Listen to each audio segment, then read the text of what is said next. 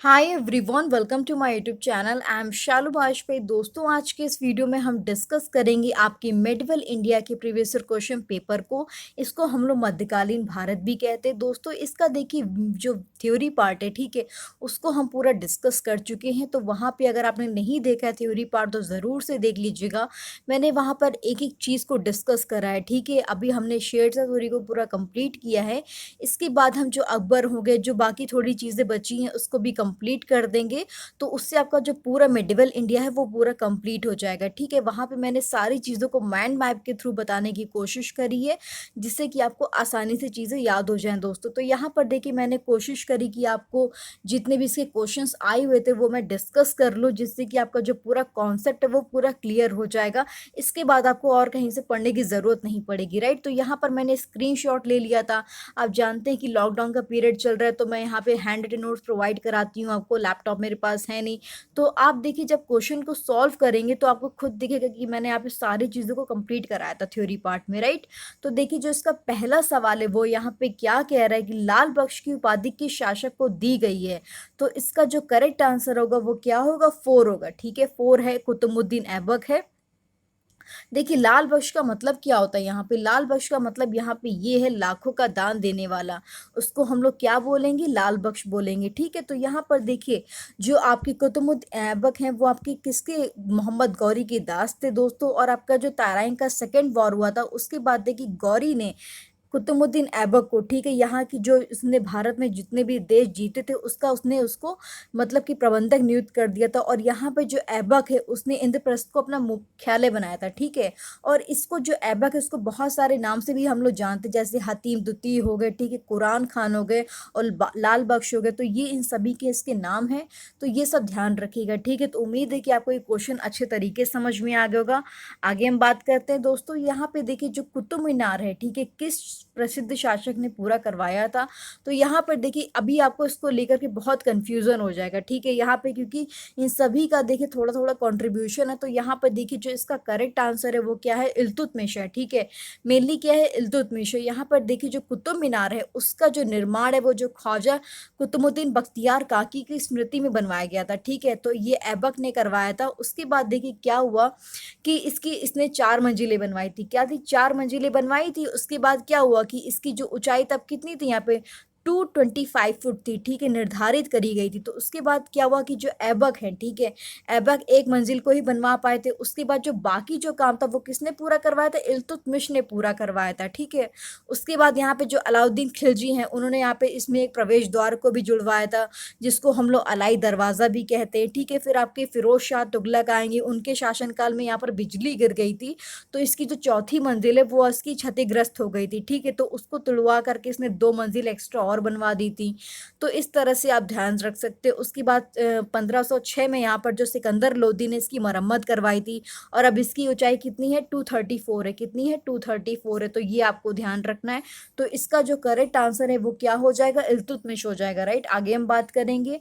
अब देखिए यहाँ पे पूछ रहे हैं कि उत्तरी भारत की प्रथम मुस्लिम महिला कौन थी, ठीक है। तो यहाँ पे देखिए इसका जो करेक्ट आंसर है वो आप जानते हैं कि रजिया सुल्तान है, ठीक है। इसका करेक्ट आंसर क्या है, रजिया सुल्तान है। अब देखिए जो रजिया बेगम है वो इसकी प्रथम जो मुस्लिम शासिका थी, जिसने अपने शासन की बागडोर को संभाला था, ठीक है। तो ये काफ़ी मतलब इनको ध्यान रखिएगा। इसने क्या किया था, इसने जो पर्दा प्रथा होती है, ठीक है, उसको त्याग करके जो पुरुष होते हैं ना उनकी तरह चोगा पहन करके, ठीक है, जो मतलब एक कूलर टोपी लगा करके राज दरबार में खुले मुंह जाती थी। क्या करती थी, खुले मुंह जाती थी। तो इस बात का आपको ध्यान रखना है। उसके बाद देखिए यहाँ पर क्या हुआ, बाद में इनके साथ साजिश कर दी गई थी। पहले तो इनकी शादी थी, ठीक है, वो अल्तुनिया से करा दी गई थी। उसके बाद 13 अक्टूबर, कब, 13 अक्टूबर को 1240 में यहाँ पर ये कैथल के पास यहाँ पे इनकी हत्या कर दी गई थी रजिया की, राइट। तो इसका आपको ध्यान रखना है। उसके बाद हम बात करेंगे दोस्तों, यहाँ पर देखिए निम्नलिखित में से वह दिल्ली का सुल्तान कौन था जिसकी मृत्यु पोलो खेलते हुए हो गई थी, ठीक है। तो यहाँ पर देखिए जो इसका करेक्ट आंसर होगा वो यहाँ पे क्या है, वो यहाँ पे कुतुबुद्दीन ऐबक है, ठीक है। इसका करेक्ट आंसर क्या है, कुतुबुद्दीन ऐबक है। इनका देखिए जो टाइम पीरियड था वो क्या था, 1206 से लेकर के कितना, 1206 से लेकर के 1210 इनका टाइम पीरियड था। इसका आपको ध्यान रखना है। इनकी मृत्यु जो पोलो होता है ना उसको मतलब खेलते समय घोड़े से गिर करके हो गई थी। तो ये आपको ध्यान रखना है। आगे हम बात करेंगे कि जो कि रजिया है, ठीक है, सुल्तान किसकी बेटी थी। तो ये आपकी सुल्तान किसकी बेटी, अल्तमश यानी कि इल्तुतमिश की ही बेटी थी। तो इसका आपको ध्यान रखना है। अल्तमश का मतलब क्या है, इल्तुतमिश से ही है, राइट। तो इसका आपको ध्यान रखना है।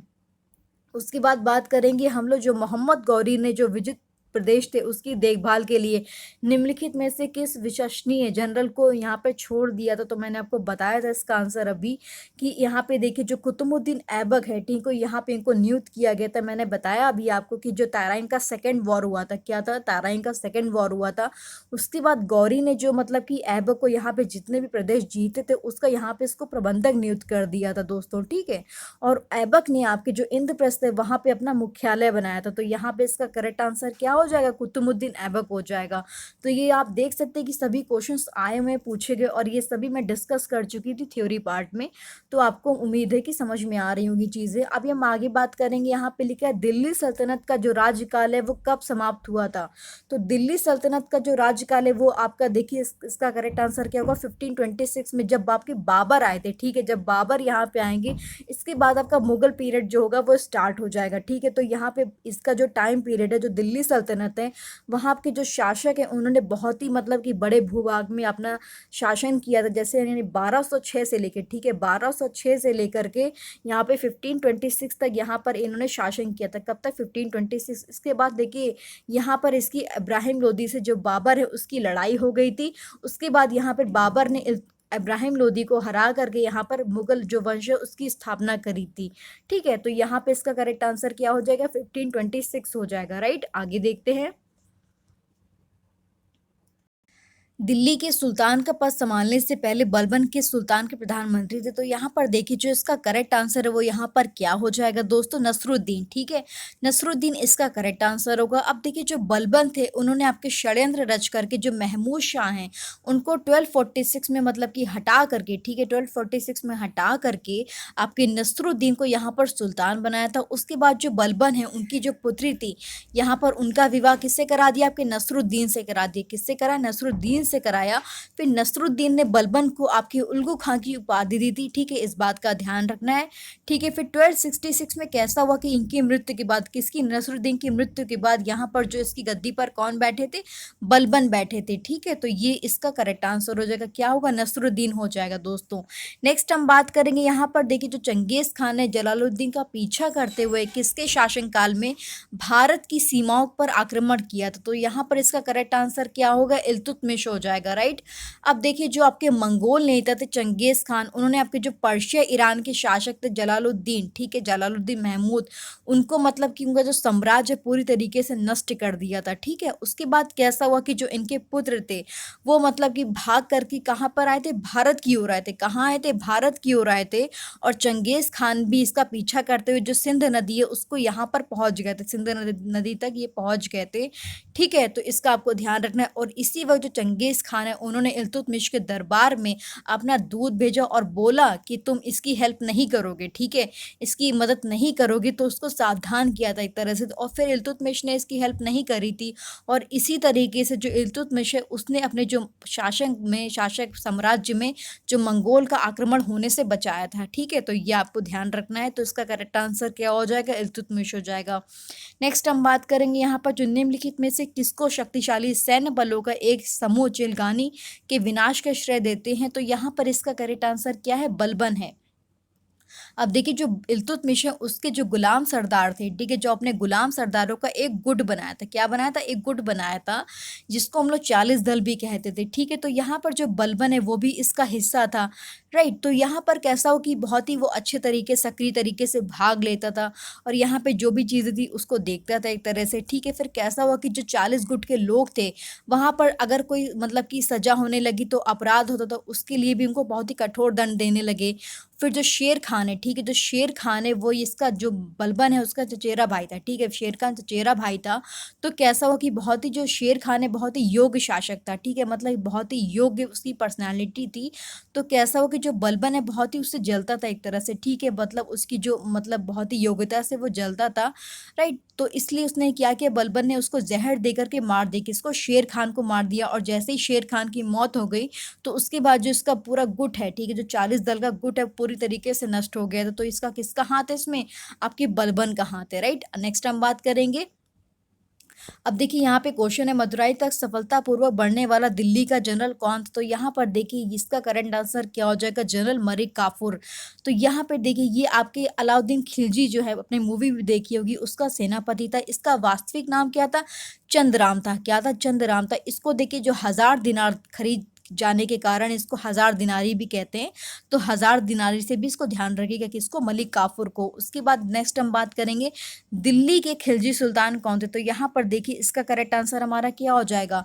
दिल्ली के खिलजी सुल्तान आपके कौन थे? यहाँ पर देखिए जो इसके तुर्क थे। ठीक है, इस बात का ध्यान रखिएगा दोस्तों। यहाँ पर देखिए जो आपके 1286 में, ठीक है, 1286 में क्या हुआ कि बलबन की मृत्यु हो गई थी दोस्तों। ठीक है, जब बलबन की मृत्यु हो गई तो इसके बाद इनका जो साम्राज्य वहां पर बहुत ही अव्यवस्था फैल गई थी। उसके बाद कैसा हुआ कि आपके जो 1290 में, कब आपके 1290 में यहाँ पे जो बलबन है, ठीक है, उनके जो कमजोर उत्तराधिकारी थे उनको उखाड़ फेंक करके यहाँ पर खिलजी वंश की स्थापना करी गई। तो खिलजी वंश की सरस स्थापना करी गई थी। राइट, आगे हम बात करेंगे किसके शासनकाल में सबसे अधिक मंगोल के आक्रमण हुए? तो दोस्तों इसका जो करेक्ट आंसर वो यहाँ पर क्या हो जाएगा? इसका जो करेक्ट आंसर है वो यहाँ पर सेकंड है। ठीक है, तो इस बात का ध्यान रखिएगा। अलाउद्दीन खिलजी के टाइम पे यहाँ पे सबसे ज्यादा मंगोल के आक्रमण हुए थे। कितनी बार आक्रमण हुए थे आपके? 6 बार यहाँ पर मंगोल के आक्रमण हुए दोस्तों। तो ठीक है, इस बात का आपको ध्यान रखना है। नेक्स्ट हम बात करेंगे यहाँ पे स्वयं को दूसरा सिकंदर कहने वाला सुल्तान कौन था? तो यहाँ पर देखिए इसका करेक्ट आंसर यहाँ पे क्या हो जाएगा? अलाउद्दीन खिलजी हो जाएगा। आपने मूवी में भी देखा होगा। यहाँ पर देखिए कि वो अपने आप को मतलब दूसरा एक तरह से विश्व विजेता कहता था, यानी कि द्वितीय सिकंदर कहता था। ठीक है, तो यहाँ पे जो मतलब कि दूसरा सिकंदर किसने बोला अपने आप को? अलाउद्दीन खिलजी ने बोला। ठीक है, नेक्स्ट हम बात करेंगे।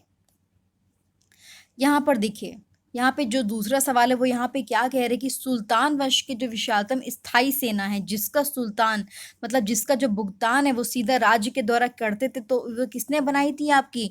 तो वो आपकी देखिए इसका जो करेक्ट आंसर होगा वो यहाँ पे सेकंड हो जाएगा, अलाउद्दीन खिलजी हो जाएंगे। ठीक है, तो यहाँ पर देखिए जो अलाउद्दीन खिलजी है उसने बहुत ही शक्तिशाली आपकी स्थायी सेना की स्थापना करी थी। और ये अपने जो सैनिक होते उनको मतलब कि नगद वेतन देता था। ठीक है, जो डायरेक्ट पैसे देता था। तो इसकी स्थापना की जो इसकी प्रथा है उसने इसकी शुरुआत करी थी। राइट, तो इस बात का ध्यान रखना है। तो इसका करेक्ट आंसर क्या हो जाएगा? अलाउद्दीन खिलजी हो जाएगा दोस्तों। ठीक है, फिर बात करेंगे मोहम्मद बिन तुगलक निपुण था किसमें? निपुण था आपके दर्शन में निपुण था दोस्तों। ठीक है, तो यहाँ पर देखिए जो आपके मोहम्मद बिन तुगलक है, बहुत ही उनकी जो स्मरण शक्ति है बहुत ही अच्छी थी। बहुत ही वो मतलब कि योग शासक थे। ठीक है, मतलब कि मतलब असाधारण योग्यता थी उनमें। वो चाहे तर्कशास्त्र हो गए, दर्शन हो गए, गणित हो गए, ज्योतिषी विद्या, इन सब में बहुत ही निपुण थे। तो इस बात का आपको ध्यान रखना है। ठीक है, जो रचना शैली होती है ना उसमें मतलब कि उनका पूर्ण अधिकार था। तो ये मोहम्मद बिन तुगलक के बारे में चीज़ें थी। अब देखिए यहाँ पे जो दूसरा बहुत ही इंपॉर्टेंट सवाल है वो यहाँ पे क्या है कि इब्ने बतूता किसके शासनकाल में भारत आया था? तो यहाँ पर देखिए जो इसका करेक्ट आंसर यहाँ पे ये हो जाएगा थर्ड वाला। ठीक है, जो इसका करेक्ट आंसर यहाँ पे देखिए क्या है? इब्ने बतूता, यानी कि जो मोहम्मद बिन तुगलक है उनके शासनकाल में ये आपके भारत आए थे। देखिए जो इब्ने बतूता है वो आपके जो उत्तर अफ्रीका है महाद्वीप, वहां पे देखिए मोरक्को का निवासी थे। और जो मोहम्मद बिन तुगलक है, कौन? मोहम्मद बिन तुगलक है ना, इनके शासनकाल में भारत आया था। ये आपके जो उत्तर पश्चिम है, ठीक है, उससे ये मतलब कि सीधा प्रवेश करके दिल्ली पहुंचे थे। और यहाँ पे जो इनके दिल्ली का इसको काजी नियुक्त कर दिया गया था। राइट, ये सब चीज़ें मैं डिस्कस कर चुकी हूँ। राइट, तो यहाँ पर देखिए उसके बाद क्या हुआ 1342 में सुल्तान ने इसे अपना राजदूत बनाया था। और उसके बाद इसने इसको चीन भेजा था। कहाँ भेजा था? चीन भेजा था। ठीक है, तो यहाँ पे इस बात का ध्यान रखना है। और इसकी जो प्रसिद्ध बुक थी, कौन सी बुक थी आपकी? रहला। ठीक है, उसमें आपके तुगलक के समय की जो घटना है उसका वर्णन किया गया। ठीक है, ये पुस्तक आपकी अरबी भाषा में है। तो जो रहला है वो किसने लिखी है? आपकी जो इब्ने बतूता उसने लिखी है। तो ये सवाल भी पूछ सकते हैं, तो इस बात का ध्यान रखना है। उसके बाद देखिए नेक्स्ट हम बात करेंगे यहाँ पे कि दिल्ली के किस सुल्तान ने आपके जो रोजगार विभाग है उसमें एक दान विभाग के परोपकारी चिकित्सालय की स्थापना करी थी। ठीक है, तो इसका जो करेक्ट आंसर है वो यहाँ पे क्या हो जाएगा? फिरोज तुगलक हो जाएगा। इसका करेक्ट आंसर हमारा क्या हो जाएगा? फिरोज तुगलक हो जाएगा दोस्तों। तो देखिए दिल्ली के जो सुल्तान थे आपके फिरोज शाह तुगलक, ठीक है, उसने इसकी उपाधि को मतलब कि इसको मतलब कि रखाया था। ठीक है, जो यहाँ पे क्या है आपका दान विभाग हो गया, जो आपके परोपकारी चिकित्सा उसकी यहाँ पे स्थापना करी थी। नेक्स्ट हम बात करेंगे यहाँ पे दोस्तों, यहाँ पे लिखा है कि आपका देखिए जो दिल्ली के निम्नलिखित सुल्तानों में से किसे इतिहासकारों ने विरोधों का मिश्रण बताया है। ठीक है, तो यहाँ पे देखिए विरोधों का मिश्रण किसे बताया, यहाँ पे जो थर्ड आंसर है यानी कि मोहम्मद बिन तुगलक को बताया है। अब देखिए यहाँ पे कैसा हुआ कि ये आपके देखिए जो इतिहासकारों के अकॉर्डिंग यहाँ पे जो विरोधों का मिश्रण इसको बताया, क्यों बताया, क्योंकि देखिए इसको बहुत ही नॉलेज तो चीज़ों की थी। ठीक है, बहुत ही मतलब कि चाहे वो तर्कशास्त्र हो गए, ठीक है, दर्शन हो गए, गणित हो गए, ज्योतिष विद्या हो गई, ये सब में ही निपुण था। लेकिन जो आपके व्यवहारिक जो चीज़ें होती हैं ना, जैसे आप किसी से मिलते हो, किसी से बात करते हो, डिसीजन मेकिंग वाली जो चीज़ें होती हैं, वो इसमें वो निपुण नहीं था। ठीक है, तो बहुत ही गलत डिसीजन भी लेता था उसकी वजह से। तो यहाँ पर देखिए इसीलिए इतिहासकारों ने इसे विरोधों का मिश्रण बताया, राइट। तो ये किसको बताया, आपके मोहम्मद बिन तुगलक को बताया। ठीक है, नेक्स्ट हम बात करेंगे यहाँ पर देखिए जो आपके सन 1329, ठीक है, 1329 और 1330 के बीच में आपकी किसने आपके तांबे के सिक्के के रूप में जो प्रमाण स्वरूप मुद्रा प्रचलित करी थी। तो यहाँ पर देखिए जो इसका करेक्ट आंसर क्या हो जाएगा, थर्ड हो जाएगा, मोहम्मद बिन तुगलक। ठीक है, मोहम्मद बिन तुगलक ने आपके यहाँ पर सिक्के चलवाए थे। तो इस बात का ध्यान रखिएगा। यहाँ पे देखिए, यहाँ पे इसने तांबे के सिक्के मतलब कि जो सांकेतिक मुद्रा का यहाँ पे प्रचलन करवाया था, क्या था, सांकेतिक मुद्रा का प्रचलन करवाया था। तो इस बात का ध्यान रखना, ये सारी चीज़ें मैंने थ्योरी पार्ट में कवर करी हैं। ठीक है, फिर यहाँ पे जो नेक्स्ट सवाल है वो यहाँ पे ये है कि किस वंश में, ठीक है, किस वंश के सुल्तान ने सबसे अधिक समय तक यहाँ पर शासन किया है दोस्तों। तो यहाँ पे जो सेकंड आंसर यानी कि तुगलक वंश, उसका करेक्ट आंसर हो जाएगा। तुगलक वंश ने आपके सुल्तानों में सबसे अधिक यहाँ पे कम से कम 94 वर्ष तक यहाँ पर इसका शासन किया है दोस्तों। ठीक है, तो ये आपको ध्यान रखना है। ठीक है, अब आप उम्मीद है कि आपको जितने भी क्वेश्चंस मैंने आपको कम से कम 21 क्वेश्चन यहाँ पे सॉल्व कराए हैं, आपको समझ में आ गए होंगे। फिर भी कोई डाउट या क्वेरी होता है प्लीज़ मुझे कमेंट सेक्शन में ज़रूर बताइएगा। और प्लीज़ चैनल को सब्सक्राइब नहीं किया ज़रूर सब्सक्राइब कर लीजिए, क्योंकि यहाँ पे मैं जितने भी प्रीवियस ईयर क्वेश्चन पेपर पूछे गए हैं वो मैं डिस्कस कर लूँगी। और यहाँ पे जो इसका थ्योरी पार्ट है वो प्लीज़ ज़रूर से देख लीजिएगा, तभी यहाँ पे आपको चीज़ें समझ में आएंगी कि हम किस बारे में क्या बात कर रहे हैं, राइट। तो प्लीज़ थ्योरी पार्ट को एक बार ज़रूर देख लीजिएगा। तो वहाँ पे स्टार्टिंग से जब आप देखोगे आपके तुगलक वंश जितनी भी चीज़ें उसको देख लीजिएगा, जिससे आपको जहाँ पे मैं बात कर रही हूँ वो आपको अच्छे तरीके से क्लैरिटी होगी, राइट। तो प्लीज़ अगर वीडियो पसंद है तो लाइक ज़रूर कर दीजिएगा। अपना कमेंट सेक्शन में मुझे सुझाव ज़रूर दीजिएगा कि आपको मैं और क्या चीज़ें इम्प्रूव कर सकती हूँ, राइट। तो अपना प्लीज़ फीडबैक मुझे ज़रूर दीजिएगा। थैंक यू सो मच दोस्तों, कीप लर्निंग।